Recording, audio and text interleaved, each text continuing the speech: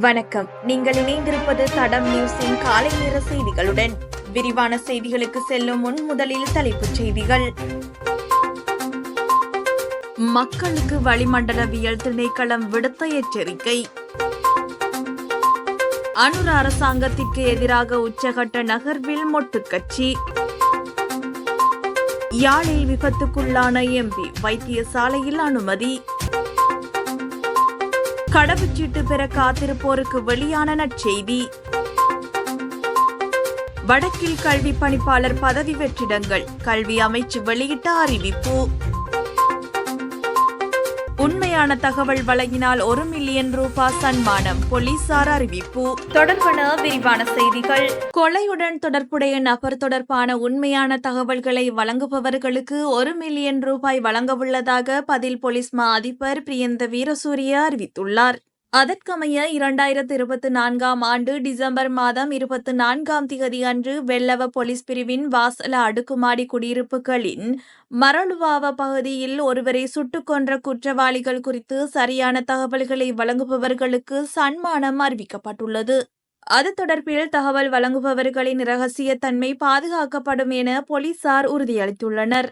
அதற்கமைய இந்த குற்றம் தொடர்பாக ஏதேனும் தகவல் தெரிந்தால் 07185912244 அல்லது 07185918882 என்ற இலக்கத்திற்கு தொடர்பு கொள்ள முடியும் என போலீசார் அறிவித்துள்ளனர்.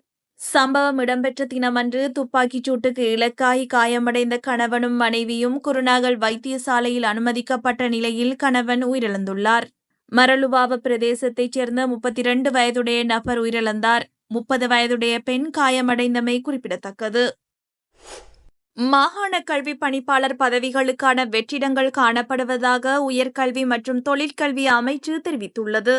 அவ்வெற்றிடங்களை பூர்த்தி செய்வதற்காக தகைமையுடைய உத்தியோகத்தர்களிடமிருந்து நாடளாவிய ரீதியில் விண்ணப்பங்கள் கோரப்பட்டுள்ளன. அதன்படி மேல், கிழக்கு மற்றும் வடமாகாண மாகாண கல்வி பணிப்பாளர் பதவி வெற்றிடங்கள் காணப்படுகின்றன.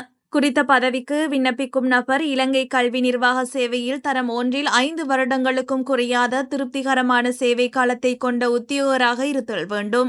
மேலும் சகல தகைமைகளையும் விண்ணப்பங்கள் பொறுப்பேற்கப்படும் இறுதி தினத்தன்று அல்லது அதற்கு முன்னதாக பூர்த்தி செய்திருத்தல் வேண்டும்.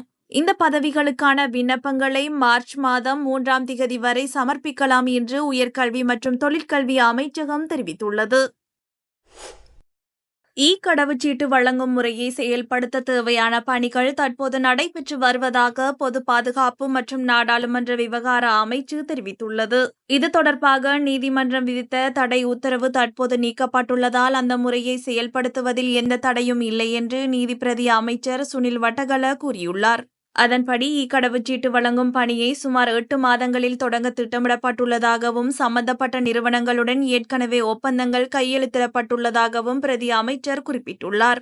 தற்போது கடவுச்சீட்டு வழங்குவது வழக்கமான நடைமுறையின் கீழ் மேற்கொள்ளப்படுகின்ற நிலையில் 1 மில்லியன் புதிய வெளிநாட்டு கடவுச்சீட்டுகளை நாட்டிற்கு இறக்குமதி செய்ய ஏற்பாடுகள் செய்யப்பட்டுள்ளதாகவும் அவர் தெரிவித்துள்ளார். இதேவேளை 24 மணி நேர கடவுச்சீட்டு வழங்கும் முறைமை தொடர்பாக 186 குடிவரவு அதிகாரிகளை நியமிக்க நடவடிக்கை எடுக்கப்படும் என்று பொது பாதுகாப்பு மற்றும் நாடாளுமன்ற விவகார அமைச்சர் ஆனந்த விஜயபால கூறியுள்ளார். அதன் அடிப்படையில் பட்டதாரிகளை ஆட்சேர்ப்பு செய்வதற்கான பொருத்தமான பரீட்சையை நடத்துவதற்கான திகதியை வழங்குமாறு பரீட்சைகள் திணைக்களத்திடம் கோரிக்கை விடுக்கப்பட்டுள்ளதாகவும் அந்த திகதி கிடைத்த பிறகு அதற்கான வர்த்தமானி அறிவிப்பை வெளியிட நடவடிக்கை எடுக்கப்படும் என்றும் அமைச்சர் குறிப்பிட்டுள்ளார்.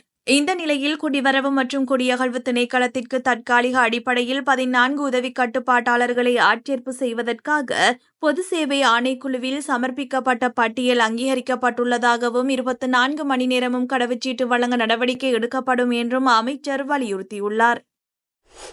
நாடாளுமன்ற உறுப்பினர் இளங்குமரன் விபத்தில் சிக்கி படுகாயமடைந்துள்ளார். சாவகச்சேரி தனக்கிழப்பு பகுதியில் நேற்றைய தினம் இந்த விபத்து சம்பவித்துள்ளது. வேக கட்டுப்பாட்டை இழந்த வாகனம் வயலுக்குள் பாய்ந்து விபத்து சம்பவித்துள்ள நிலையில் நாடாளுமன்ற உறுப்பினர், அவரது உதவியாளர் மற்றும் வாகனத்தின் சாரதி காயமடைந்து யாழ்ப்பாணம் போதனா வைத்தியசாலையில் அனுமதிக்கப்பட்டுள்ளனர். கிளிநொச்சியில் நடைபெற்ற நிகழ்வொன்றில் கலந்து கொண்ட பின்னர் யாழ்ப்பாணம் நோக்கி தனது வாகனத்தில் பயணித்துக் கொண்டிருந்த வேளையே இந்த விபத்து ஏற்பட்டுள்ளதாக கூறப்படுகிறது. விபத்து தொடர்பில் சாவகச்சேரி காவல்துறையினர் மேலதிக விசாரணைகளை மேற்கொண்டு வருகின்றனர்.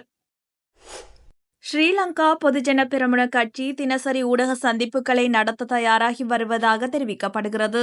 அடுத்த வாரம் முதல் குறித்த ஊடக சந்திப்புகளை நடத்தவும் அரசாங்கத்தின் நடவடிக்கைகளை கடுமையாக விமர்சிக்கவும் முடிவு செய்யப்பட்டுள்ளதாக கட்சி வட்டாரங்கள் தெரிவிக்கின்றன.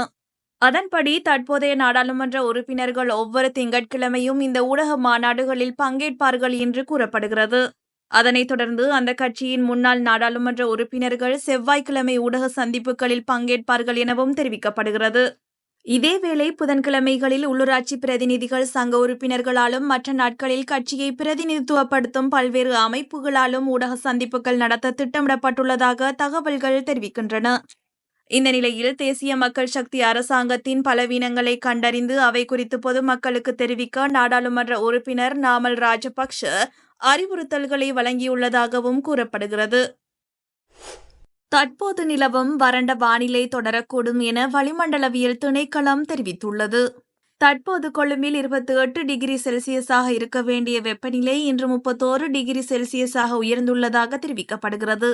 இந்த அதிக வெப்பநிலை மக்களின் அன்றாட நடவடிக்கைகளை சீர்குலைப்பதாகவும் தற்போதைய சூழ்நிலையில் அதிக கவனம் செலுத்தப்பட வேண்டும் என்றும் சுகாதார அதிகாரிகள் வலியுறுத்தியுள்ளனர். அதன்படி அதிக வெப்பநிலை காரணமாக உடல் வியர்வையாக நீர் மற்றும் உப்புக்களை இழக்கிறது. இது ஆரோக்கியமான நபர்களுக்கு கூட நீரிழப்பை ஏற்படுத்தும் என்று சுகாதார அதிகாரிகள் சுட்டிக்காட்டியுள்ளனர்.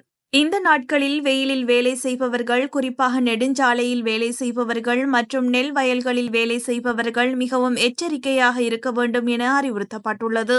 கடுமையான நீரிழப்பு இதயத்தையும் மூளையையும் பாதிக்கும் என்றும் கூறப்படுகிறது. இந்த நிலைமைகளை தவிர்க்க அதிக தண்ணீர் குடிக்க வேண்டும் என்று சுகாதார அதிகாரிகள் சுட்டிக்காட்டியுள்ளதோடு பெரும்பாலும் இயற்கை திரவங்களையே குடிக்க வேண்டியதன் அவசியத்தை வலியுறுத்தி செயற்கை திரவங்களை குடிப்பது உடலுக்கு தீங்கு விளைக்கும் என்பதையும் தெரிவித்துள்ளனர். மக்களுக்கு வளிமண்டலவியல் திணைக்களம் விடுத்த எச்சரிக்கை. அனுர அரசாங்கத்திற்கு எதிராக உச்சகட்ட நகர்வில் மொட்டுக்கட்சி. யாழில் விபத்துக்குள்ளான எம்பி வைத்தியசாலையில் அனுமதி. கடவுச்சீட்டு பெற காத்திருப்போருக்கு வெளியான நற்செய்தி. வடக்கில் கல்வி பணிப்பாளர் பதவி வெற்றிடங்கள் கல்வி அமைச்சு வெளியிட்ட அறிவிப்பு. உண்மையான தகவல் வழங்கினால் 1 மில்லியன் ரூபாய் சன்மானம் போலீசார் அறிவிப்பு. யாழில் விபத்துக்குள்ளான எம்பி வைத்தியசாலையில் அனுமதி. இதுபோன்ற செய்திகளை தெரிந்து கொள்ள தடம் நியூஸ் சேனலை சப்ஸ்கிரைப் செய்து அருகில் உள்ள பெல் பட்டனை கிளிக் செய்யுங்கள். மேலும் இதுபோன்ற செய்திகளை உடனுக்குடன் தெரிந்து கொள்ள தடம் fm.com என்ற இணையதளத்தின் வாயிலாகவும் எங்களுடன் இணைந்து கொள்ளுங்கள்.